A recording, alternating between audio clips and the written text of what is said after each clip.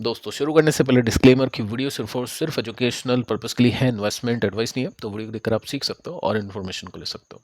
और इससे पहले की 2 वीडियोस अगर आपने मिस कर दी तो आप इनको जरूर से देख लेना, काफ़ी इंपॉर्टेंट है। सो पिछले वीडियो में दोस्तों हमने देखा यूएस मार्केट्स को कि यूएस के मार्केट्स काफ़ी अच्छा परफॉर्म करे, बट हमको ये नहीं समझना है कि यूएस के मार्केट अच्छा परफॉर्म करे तो कल तो नहीं, कल तो मार्केट बंद है लेकिन परसों निफ्टी अच्छा परफॉर्म करेगा, ऐसा अपने को नहीं सोचना है, क्योंकि प्रॉब्लम अभी भी है, एस्केलेटेड है। कुछ बड़ी खबरें हैं जो मैं आपको पिछले वीडियो में दे चुका हूँ, और परसों जो भी मार्केट खुलेगा या फिर जैसा भी मार्केट परफॉर्म करेगा वो डिपेंड करेगा कि कल की क्या सिचुएशन होती है, कल कैसे डेवलपमेंट्स आते हैं। सो अभी एक डेवलपमेंट है जिसकी वजह से निफ्टी अच्छा कर सकता है, अगर ये कंटिन्यू रहता है तो बेसिकली हम बोल सकते हैं it's a good news for India. Brent oil अभी थोड़ा सा नीचे आ चुका है $2 के साथ में, 116 जो हिट कर चुका था, अभी के समय 113 है, क्योंकि G7 जो कंट्रीज है इन्होंने यहाँ पे कहा है कि हम स्टेप्स लेके जो भी आवश्यक है स्टेबल करने के लिए, सिक्योर करने के लिए एनर्जी मार्केट्स को। साथ में देखिए स्टेप्स क्या हो गए। यूएस अभी बोल चुका है कि ग्लोबल सप्लाई के अंदर कोई दिक्कत नहीं है, ऑयल के अंदर कोई कमी नहीं है, तेलों की कोई कमी है नहीं।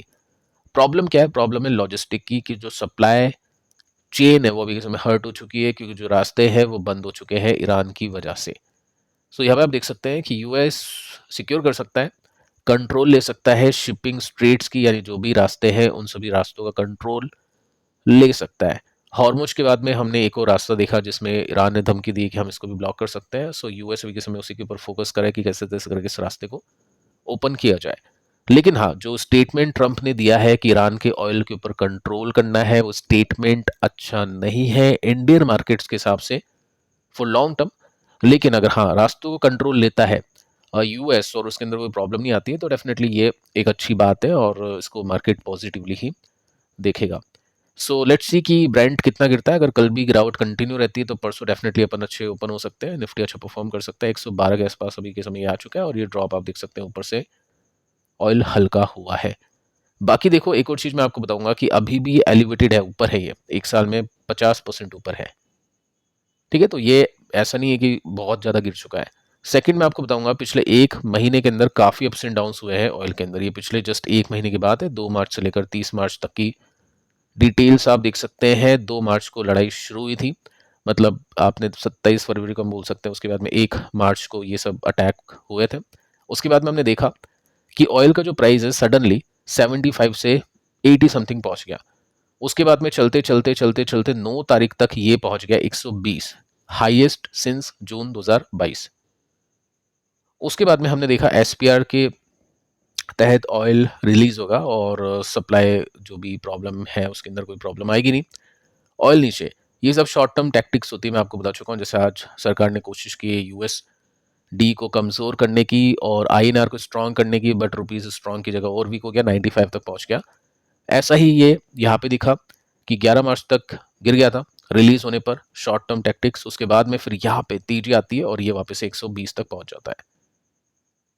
फिर ट्रंप ने एक्सटेंड की डेडलाइन टू रीओपन हॉर्मुज, उसमें थोड़ा सा ऑयल कच्चा हुआ, नीचे हुआ। उसके बाद में आप देख सकते हो वापस 116 30 मार्च।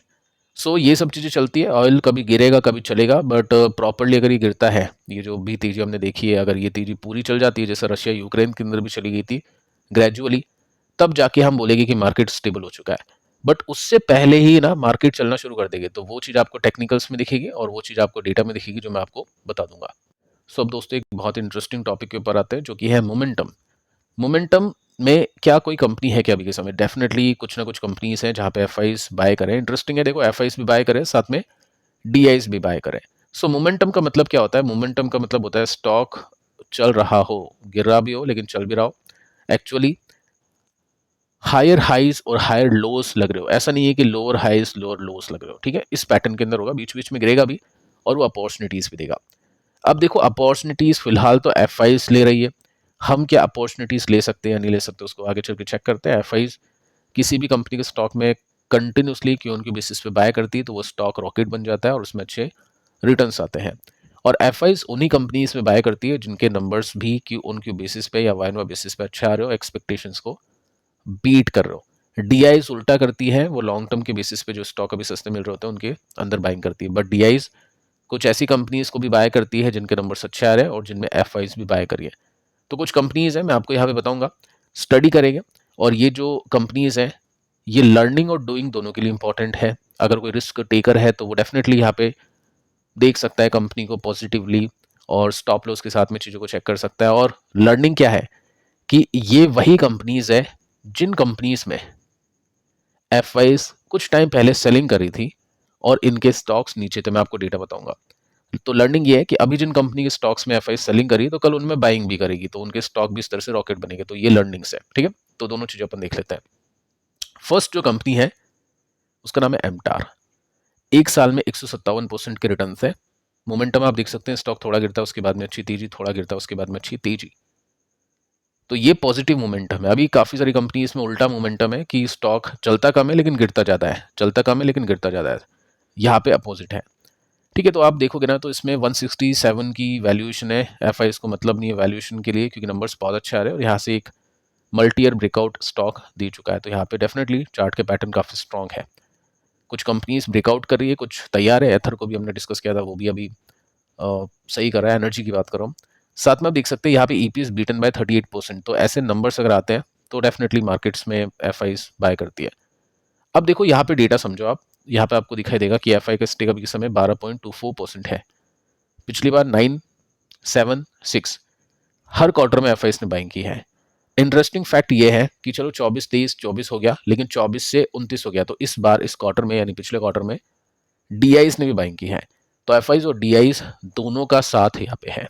लेकिन एक बात मैं आपको बताता हूँ। यहाँ पे आप देखोगे ना, पहले इसके चार्ट के पैटर्न को 2024 के कुछ क्वार्टर स्टार्टिंग के हम बोल सकते हैं, 2022 के कुछ क्वार्टर्स हम बोल सकते हैं जो खराब थे कंपनी को लेकर। सो मैं आपको बताता हूँ 2024 के कुछ क्वार्टर्स जो हमने अभी देखे। इसमें आप देख सकते हैं 11% के स्टेक, 10.57% के स्टेक, 7% के स्टेक, 7.81% के स्टेक। तो ये वही कंपनी है जहाँ पे एफ ने 11% के स्टेक रिड्यूस करके 7 भी किया, और उसके बाद में 7% के स्टेक रिड्यूस करके 6 भी किया, और वही 6% के स्टेक डबल भी करके 12% पे पहुंच चुके हैं। तो स्टॉक ने काफ़ी अच्छा परफॉर्म किया। तो ये लर्निंग है आपकी कि अभी जो कंपनी के स्टॉक नीचे आप बाद में एफ उसमें स्टेक इंक्रीज करेगी तो उनके स्टॉक चलेंगे भी। पॉइंट ये है कि उनके नंबर्स अच्छे आने चाहिए, इस वजह से अपन Q4 का वेट कर रहे हैं। सो यहाँ पे आप देख सकते हैं जिनके ऑलरेडी नंबर्स अच्छे आ रहे हैं उनको डेफिनेटली देखा जा सकता है, क्योंकि ये कंपनी इस मार्केट के प्रभाव की वजह से नीचे है। प्लस ये एफ की बाइंग है, ये बड़ी वॉल्यूम आप देख रहे हैं ना, तो ये इसके बाद में स्टॉक चल जाता है। यहाँ पे अच्छी वॉल्यूम आए थे तो स्टॉक ने 90% के रिटर्न दिए। उसके बाद में स्टॉक गिरा, यहाँ पे अच्छे वॉल्यूम आए तो यहाँ से 75% के रिटर्न दिए। अभी वो वॉल्यूम आना बाकी है अभी, इसलिए स्टॉक स्टेबल है। एफ बेच नहीं रही है इनको, लेकिन अभी तक बाय नहीं किया। जो मोटी बाइंग अगर मैं बात करूँ, जैसे वॉल्यूम अच्छा आता है, सो वैसा कुछ हुआ तो डेफिनेटली यहाँ से स्टॉक फटेगा, ब्रेकआउट होगा, और उसके ब्रेकआउट के बाद भी पैसा बनेगा यहाँ पे, क्योंकि पैटर्न आपको ये बता रहा है। तो या तो ब्रेकआउट का वेट करेगा जो भी श्योरिटी चाहते हैं, और जो रिस्क टेकर है कि चलो स्टॉप लॉस के साथ में ले लेते हैं, अभी जो भी होगा देखा जाएगा, वो उस हिसाब से यहाँ पे चीज़ों को देखेंगे। सेकेंड जो कंपनी है इसका नाम है फोर्स मोटर। 118% के रिटर्न से पिछले एक साल में, जहाँ पे निफ्टी ने कुछ नहीं किया, पोर्टफोलियो ने कुछ नहीं किया। 18 का पी है और एक साल में 118 यानी डबल हो चुका है।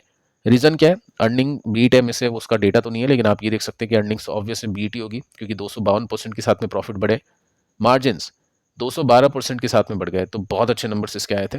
एफ के स्टेक अगर आप देखोगे तो यहाँ पे 8, 9, 10, 10.5 ये हो चुका है। डीआईस भी अगर आप देखोगे ना तो 1.48 से 1.80, तो दोनों बाय करे। बाकी डीआई देखो बाय करे नहीं करे उससे मतलब नहीं है। एफ की बाइंग अगर हो रही है ना तो उनमें अच्छा है। देखो क्वेश्चन ये आ सकता है कि एफ अभी बाय करी, हो सकता है इस क्वार्टर में बेच दी और हमने खरीद लिया, तो वो तो रिस्क है ही। मोमेंटम में वो रिस्क है ही। मोमेंटम क्या, कुछ भी हो मार्केट के अंदर ये रिस्क तो है।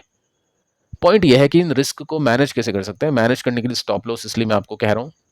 स्टॉप लॉस में क्या होता है कि आपको चार्ट पहले बताता है। देखो ये जो डेटा है ना, ये तो 3-3 महीनों पुराना है, तो 3 महीने बाद आएगा, आपको पता चलेगा कि एफ ने क्या किया। चार्ट आपको लाइव सिचुएशन बताता है। सो कुछ मेजर सपोर्ट अगर टूट गया ना, तो ये मान लो एफ ने बेचा ही होगा। 99% चांसेस है बेचा होगा, 1% एक्सेप्शन हो सकता है, क्योंकि डीआई के बेचने से तो गिरेगा नहीं, रिटेल इन्वेस्टर्स के बेचने से भी कुछ मेजर ब्रेकडाउन नहीं होते। एफ ने बेचा होगा तभी होगा। जैसे एग्जाम्पल लेके चलते हैं, स्टॉक ऊपर से काफी ठंडा हो चुका है, अगर ये सपोर्ट ब्रेक हो गया तो हम बोलेंगे एफ ने यहाँ पे बेचा होगा, तो फिर वो काम का नहीं है। इसके बाद में टीएम ज्वेलरी हम देख लेते हैं, जो कि बहुत अच्छा कर रहा है साउथ के अंदर। एक टाइटन की रूप में हम इसको देख सकते हैं। 66% के रिटर्न पिछले एक साल में। ये कंसोलिडेशन है, ये कंसोलिडेशन है स्टिल, क्योंकि ये जो जंप बनाया ना इसकी वजह से अच्छे रिटर्न यहाँ पे बने। वैल्यूएशन भी ठीक है, 42 का पी है। 112% के साथ में सेल्स बढ़ी थी, 91% के साथ में ईपीएस बढ़ा था, 117% के साथ में प्रॉफिट बढ़ा था, 2% के साथ में मार्जिन। कंप्लीट शानदार नंबर्स। एफआईज का स्टेक देखें तो 4.41, 4.49, 4.61, 4.70 और डीएस का स्टेक देखें तो ये भी इंक्रीज करा है, 1480, 1483, 1525, 1662। तो दोनों पार्टीज इसके अंदर बाइंग करिए। सो ये कुछ रेयर कंपनीज है जो अभी मार्केट के अंदर फोकस में है और बहुत कम लोगों को शायद इसका आइडिया है। नेम आपको पता होगा लेकिन डेटा आप देखो, और भी कुछ कंपनीज होगी मैं आपको बताऊंगा। बाकी फिलहाल इन कंपनीज के ऊपर फोकस रहेगा। देखो कुछ बड़े वॉल्यूम्स आते हैं तो स्टॉक के अंदर ब्रेकआउट्स, उसके बाद में अच्छी तेजी, यहाँ पे ब्रेकआउट हुआ, स्टिल इन्वेस्टर्स के पैसे बने हैं, स्टॉक अभी भी वहां से ऊपर है, प्लस कुछ बड़े वॉल्यूम्स अभी आने बाकी हैं। लेकिन जो सपोर्ट है जो मैं आपको बता रहा था कि ये अगर ये टूट गया तो एफआईएस ने बेचा, ये मानेंगे, और नहीं टूटा है, यहाँ से रिकवरी कर रहा है। अगर ये ग्रेजुअली चलते पड़ते ऊपर अपने रेसिस्टेंस पे पहुंचता है तो 20% का गैप इसमें है। तो ट्रेडर ऐसी कंपनीज के ऊपर बैट कर रहे हैं और इन्वेस्टर भी डेफिनेटली ऐसी मोमेंटम कंपनीज को चेस कर रहे हैं। बाकी अगर जो नेगेटिव मोमेंटम में है उसमें ना ट्रेडर प्ले करे ना इन्वेस्टर करे। इन्वेस्टर प्ले देखो करेगा, पर क्यों नहीं कर रहा है? क्योंकि वो Q4 का वेट करेगा। पहले Q4 का वेट करेगा, वो देखेगा कि उस कंपनी के अंदर क्या सिचुएशन है, मैनेजमेंट क्या बोलता है, क्या पता अपन गलती से कोई गलत कंपनी खरीद ले। ठीक है, गलत कंपनी इन द सेंस कि दो अच्छी कंपनी है, ए अच्छी है, बी भी अच्छी है, दोनों क्वालिटी कंपनी है, लेकिन ए कंपनी में प्रॉब्लम ज्यादा है, बी कंपनी में प्रॉब्लम कम है। ठीक है, तो जो कम वाली प्रॉब्लम वाली कंपनी होगी उसका बॉटम बन चुका है, हम ये मानेंगे Q4 में देख सकते हैं, और वो स्टॉक लेना चाहिए था क्योंकि वहां से हमने बॉटम या जो भी है अच्छी गिरावट पे लिया, उसके बाद में पैसा बना। ए वाली कंपनी जिसमें प्रॉब्लम ज्यादा है उसका स्टॉक हमने खरीद लिया, लेकिन वो स्टॉक कुछ और क्वार्टर तक नीचे रहेगा। तो एक तो कैपिटल ब्लॉक होगी, सेकंड काफी टाइम लगेगा, स्टॉक और नीचे आएगा तो उसको एवरेज करना पड़ेगा और उसमें रिटर्न्स डिले बनेंगे। तो नंबर्स देखना इंपॉर्टेंट है कि नंबर्स में कब रिवाइवल होता है, कौन सी कंपनी के स्टॉक पहले ऊपर जाने होते हैं, उनको फोकस में रखना चाहिए। सो ये कंपनीज तो वैसे ही मोमेंटम में है, इनमें से देखते हैं कितनी कंपनीज का मोमेंटम कंटिन्यू रहेगा और कौन सी कंपनी का मोमेंटम ब्रेक होगा। कैसे पता कर सकते हैं वो भी मैं आपको बता चुका हूँ। बाकी एफआईडीआई दोनों का सपोर्ट यहाँ पे है और बहुत तगड़ी बाइंग चल रही है दोनों की तरफ से। सो फिलहाल दोस्तों इस वीडियो में इतना ही। आज 3 वीडियोस, मिलते हैं कल किसी और वीडियो में किसी और इन्फॉर्मेशन के साथ। तब तक के लिए शुभ रात्रि।